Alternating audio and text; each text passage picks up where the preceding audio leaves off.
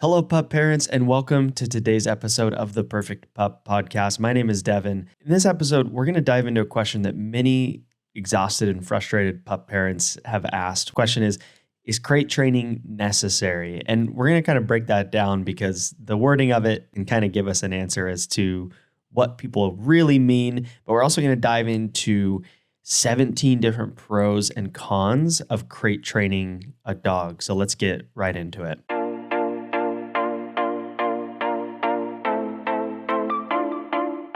Very first thing, we've got to talk about the phrasing of is crate training necessary? There's other phrases that get searched or people ask or people wonder about crate training, right? Like how to crate train, but this is one that pops up pretty frequently of is it necessary? And I think a lot of people get into this mindset because their puppy may be barking or whining in the crate continually and they're starting to think, I believed this was a good idea, but now I'm not exactly sure. It's frustrating. Maybe I can just stop. I'll be fine, whatever it is. So this type of question often comes with a hint of frustration behind it. But I do want to talk about the pros and cons of the crate training. Again, the word necessary defined, it means basically essential. So, example would be food is necessary for survival. In the simplest sense, is crate training necessary? The answer is no.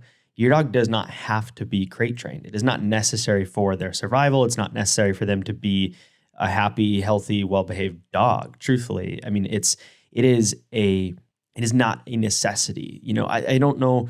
It's hard to say, but there are not a lot of behaviors that I would say are a necessity. Your dog can get by without certain things. Maybe potty training wouldn't be one of them. But the question of is it necessary? Do I need to do it? It's hard to really get a specific answer for someone because every dog is different. And my goal with this podcast in particular, but generally with all the episodes that I do, is I want you to understand that you can make informed decisions for yourself. Your situation, your dogs, your work schedule, your livelihood, your family dynamics, your home dynamics, they're very different than mine, naturally. And it's important to remember to train the dog in front of you and to assess your own situation personally as you make decisions for your dog's livelihood and how you're going to train them and raise them. So I want you to keep that in mind, but let's dive into the pros and cons of crate training.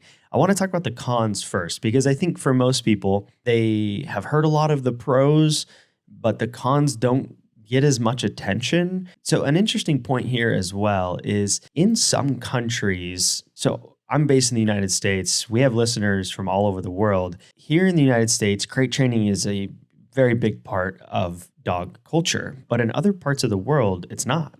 From what I've understood and read is a lot of Europe, it's not really as much a part of their culture as it is here. Many dogs there will be crate trained and have the understanding and the ability to do it, but there's less reliance on crates than there is here in the United States. There are actually some countries, I believe Sweden is one, where it's technically illegal to leave your dog in a crate for like the whole workday or even overnight.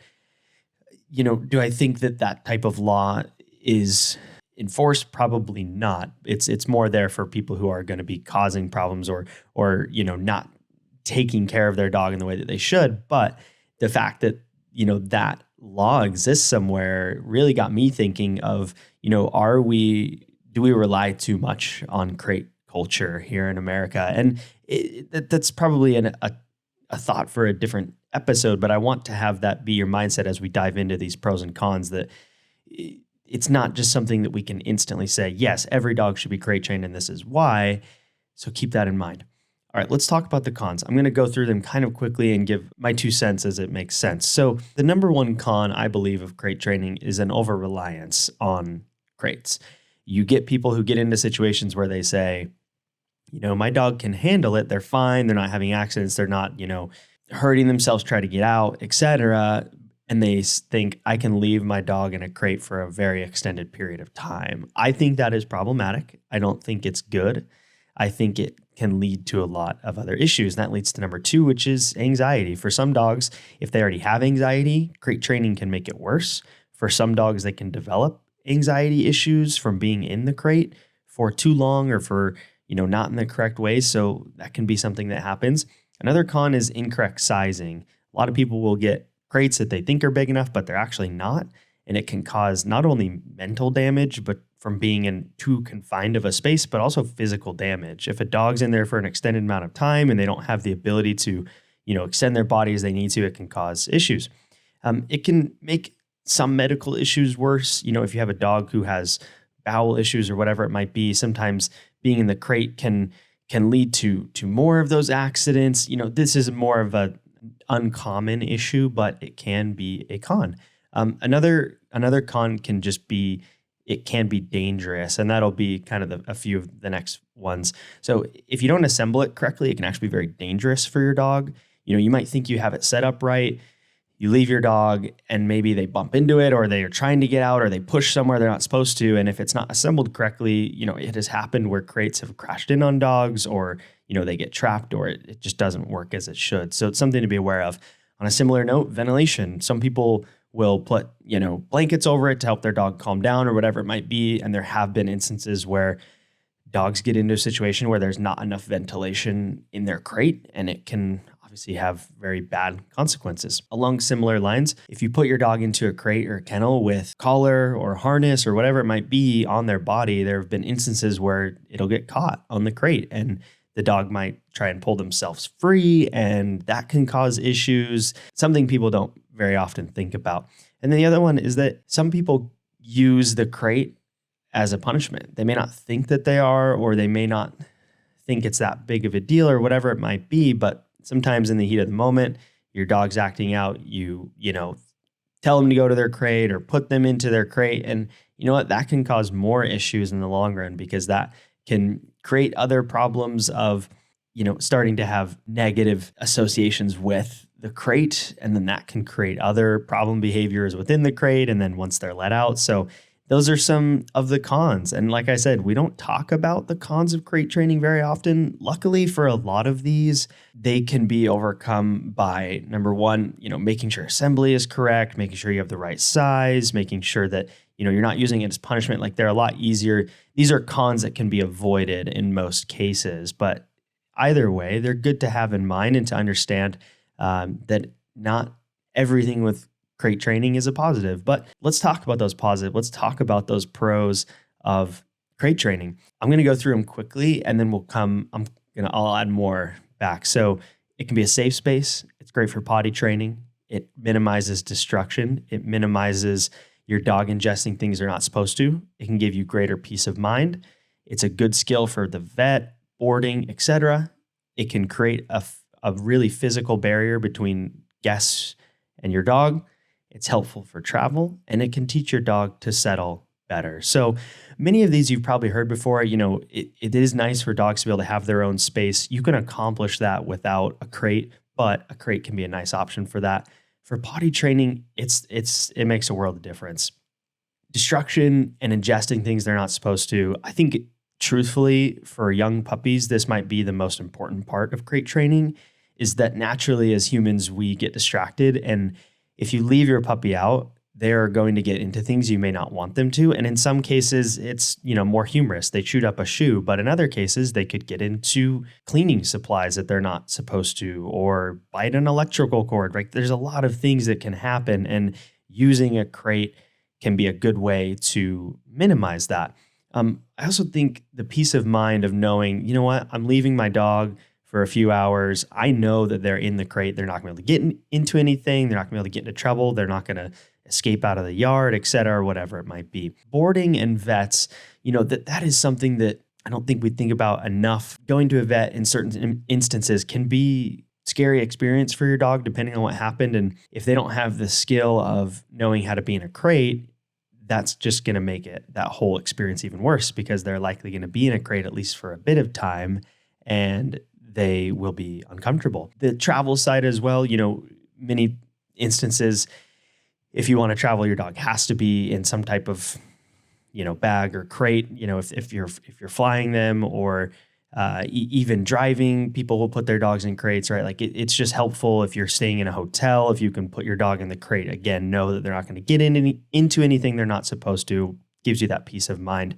And really the two that I think are important, that again, kind of underrated pros of crate training would be it can teach your dog to settle because, so many people have that experience where their puppies, especially, they're just always on, they're always going, they don't seem to have an off switch. And with proper crate training, you can help encourage that behavior. It teaches them that, hey, sometimes they're going to be asked to just settle and relax. One thing that I think is important as well is, the barrier to guests. So there, you may have guests come over, or maybe it's like a contractor in your home, or, an elderly person, or someone who has a bad allergy to dogs, or whatever it might be. And being able to have them in the crate is such an easier solution than, oh, let's put them behind this door, or they'll be upstairs. But what happens if the guest needs to go upstairs? It just creates a more tangible barrier when you need that for your dog to not have access to people. Those are 17 pros and cons. Be sure you read the full blog write-up on this episode to kind of see all of these lined out. I know talking through it can sometimes go in one ear and out the other, but generally speaking, crate training is a valuable tool for your dog. To answer the question of, is it necessary? No, it's not. You can accomplish a lot of these things without a crate.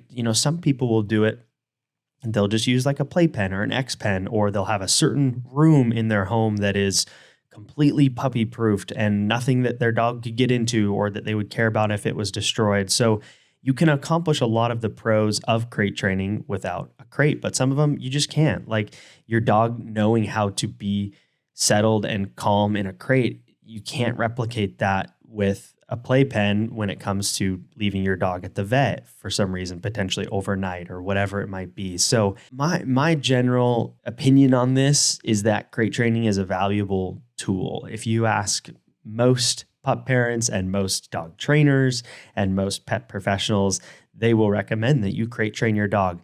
I'm not going to dive into it in this episode, but again, all of these positives and all these pros that we talked about, they are contingent upon properly crate training your dog and making sure that it is a safe space and somewhere that they come to enjoy and don't see as punishment.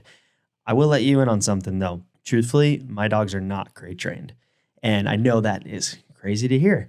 Part of that was just a lifestyle thing for us. And logistically, at the time, we had 3 dogs. We didn't really have space for crates. And there's a lot of factors that went into it.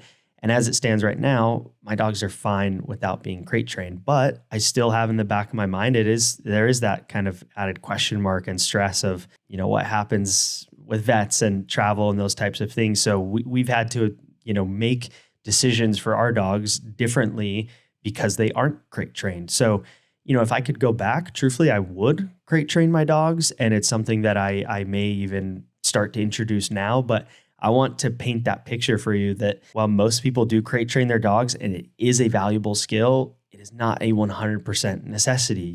Your dog will survive. Your dog will be fine without crate training. But again, there's the cons, there's the pros, and I believe that the pros outweigh the cons. So my recommendation overall is to crate train your dog if you are on the fence about it. And again, if you're starting towards it and you're working on it and you're getting to the point where it's like, this is overwhelming, puppy's whining, like, I don't know if I can deal with this anymore. If you want a crate trained dog, don't give up when it gets hard. That would be kind of my final piece of advice, is stick with the process and continue to work through. And with the right plan, with the right resources, you can definitely train a dog to truthfully enjoy their crate. And if you are needing more resources on that, please go check out the crate training course that we have as part of Pupford Academy. If you haven't already, please leave a review on Apple Podcasts. If you're on YouTube, comment, tell me what you think about this episode, subscribe. I'm always open to feedback, so please leave it wherever works, in a review, in a comment. I love to hear episode ideas. I love to hear things that you do or don't like about these recordings. But other than that, we will catch you on the next episode.